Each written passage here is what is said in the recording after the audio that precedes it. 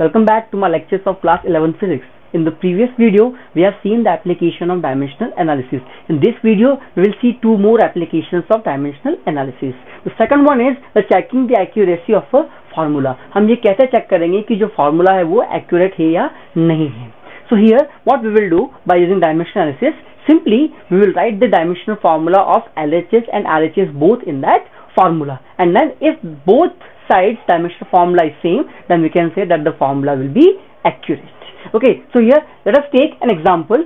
We have the time period of a simple pendulum that is equals to t is equals to 2 pi under root L by g. हमारे पास जो simple pendulum होता है उसका जो time period होता है वो टाइम पीरियड के लिए फॉर्मूला होता है t is equals to 2 pi under root L by g, where L is the length and g is the acceleration due to gravity. Okay, now what we will do here, we will take the LHS first. LHS is t. अब यहाँ पर t का dimensional formula हम calculate कर लेते हैं. t that is the time, मतलब यहाँ पर हम लिख सकते हैं simply t raise to the power 1.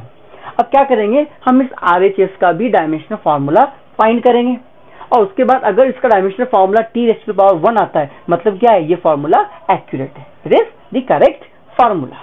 Okay, so here for RHS I can write 2 pi under root L by g. Now here 2 pi is the number. तो number का कोई डायमेंशनल फॉर्मूला नहीं होता है, तो यहाँ पर इसका अगर डायमेंशनल फॉर्मूला नहीं लिखें तो भी चलेगा, because it does not have dimensional formula. We have to write dimensional formula for root L by g. Now this L that is the length, तो यहाँ पर लेंथ के लिए क्या होगा, that is L raise to the power 1.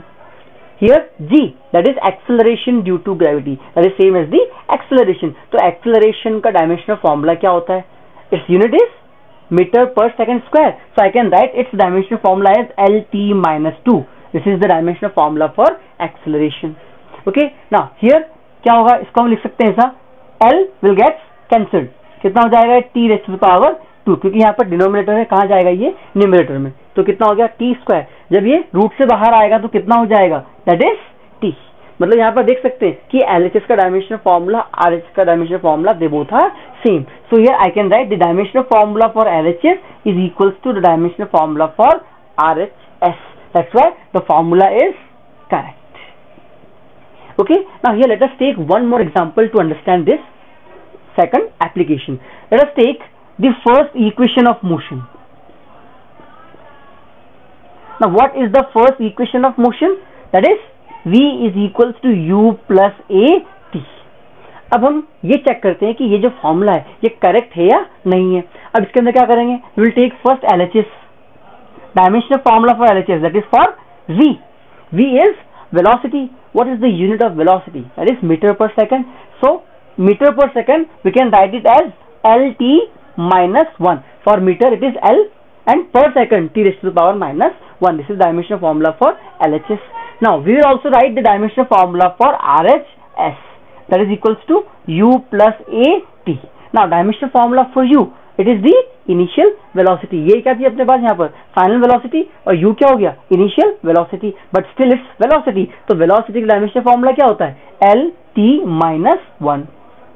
Here a is acceleration. So what is the dimensional formula for acceleration, that is LT minus 2, or you can write it from the unit. What is the unit, meter per second square. And what about time, this time is t. मतलब यहाँ पर कितना हो गया, ये LT minus 1 plus यहाँ पर भी कितना हो जाएगा, minus 2 plus 1, that is minus 1, LT minus 1. Now LT minus 1 plus LT minus 1, आप सोचोगे कि इसको यहाँ पर हम लिख सकते हैं 2LT minus 1, बट ये गलत है. क्या होगा यहाँ पर, सपोज अगर हम लेते हैं यहाँ पर लेंथ प्लस लेंथ, मतलब जो आपके पास यहाँ पर कोई लेंथ है 5 मीटर, आप इसको ऐड करोगे इसके अंदर 2 metre, then what the resultant you will get, you will get 7 metre. तो जब हम यहाँ पर डायमेंशनल फॉर्मूला के टर्म में लिखते हैं, then we are writing it in terms of units and not in terms of magnitude. मतलब यहाँ पर हम मीटर से मीटर को ऐड करते हैं तो हमारे पास रिजल्टेंट आएगा, that will be also in the metres. तो यहाँ पर मैग्नीट्यूड हमें नहीं लिखना होता है. What you have to write, you have to directly write the only dimensional formula. मतलब LT minus 1 और LT minus 1 कितना हो जाएगा, that will B LT minus 1. Okay, understood? Because this LT minus 1 that represents the unit and not the magnitude or the number. अब यहाँ पर देखो ये जो RHS है LT minus 1 this is same as the LHS, that is LT minus 1. मतलब यहाँ पर LHS का डायमेंशनल फॉर्मूला किसके बराबर हो गया? RHS का. मतलब ये जो फॉर्मूला क्या है? It is correct. Okay, so you can take the second equation of motion that is equals to F equals to ut plus half at square, and the third equation of motion that is v square minus u square equals to 2as. उनको भी आप इसी तरह से check कर सकते हो. So after looking at the second application that is to check the accuracy of the formula, we have another application that is derivation of a formula. मतलब अगर हमें कहीं पर पता है कि कोई भी एक फिजिकल क्वांटिटी है वो कितनी दूसरी फिजिकल क्वांटिटीज पे डिपेंड करता है, तो हम वहां से by using the applications of this dimensional formula we can find that formula. तो अब उसे हम यहाँ पर कैसे देखेंगे? Let us assume a numerical, एक हम क्वेश्चन यहाँ पे assume करते हैं और उससे हम वो फॉर्मूला डिराइव करने की कोशिश करेंगे. Okay, so here we have derived expression for time period t of a simple pendulum which may depend upon mass of bob, length of pendulum and acceleration due to gravity. मतलब अपने पास एक simple pendulum है, वो जब एक point से दूसरे point पे जाता है तो वो कितना टाइम लेता है, वो जो टाइम है वो किस किस पे डिपेंड कर रहा है? That depends upon the mass of Bob, वो जो बॉब होता है उसका मास, लेंथ ऑफ पेंडुलम, जितना उसका पेंडुलम का लेंथ होता है वो, and the acceleration due to gravity, जितना उसमें एक्सेलरेशन ड्यू टू ग्रेविटी लग रहा है टुवर्ड्स दी अर्थ. इन पैरामीटर्स पे डिपेंड करता है. Now you have to calculate the expression for the time period. अब यहाँ पर क्या करते हैं हम? We can write this time period t is directly proportional to first, यहाँ पर पैरामीटर कौन सा है? That is the mass of the Bob. लेकिन यहाँ पर हमें ये नहीं पता कि वो जो टाइम पीरियड है either it is directly proportional to the mass of bob, either it is inversely proportional to the mass of bob, और it is directly proportional to the square of mass of bob और some power of that bob. तो यहाँ पर क्या होगा? We don't know the power, so we will write it to be as a. मतलब यहाँ पर t is directly proportional to m raised to the power a. मतलब यहाँ पर 1 हो सकता है, 2 हो सकता है, -1/2, it can be anything. We will calculate that. Similarly, this time period t is directly proportional to the length of pendulum. जो पेंडुलम की लेंथ उस पर डिपेंड करता है, लेकिन यहाँ पर अपन को नहीं पता कि पावर कितनी है, 1, 2, -1, -2, whatever it is. So we will write it as t. Similarly, this t is directly proportional to g raised to the power c. Okay, now here we can write the combination as t is proportional to m raised to the power a, l raised to the power b and g raised to the power c. It is directly proportional. लेकिन हमें क्या करना पड़ेगा? यहाँ पर we have to write a proportionality constant, that is k m raised to the power a, l raised to the power b and g raised to the power c.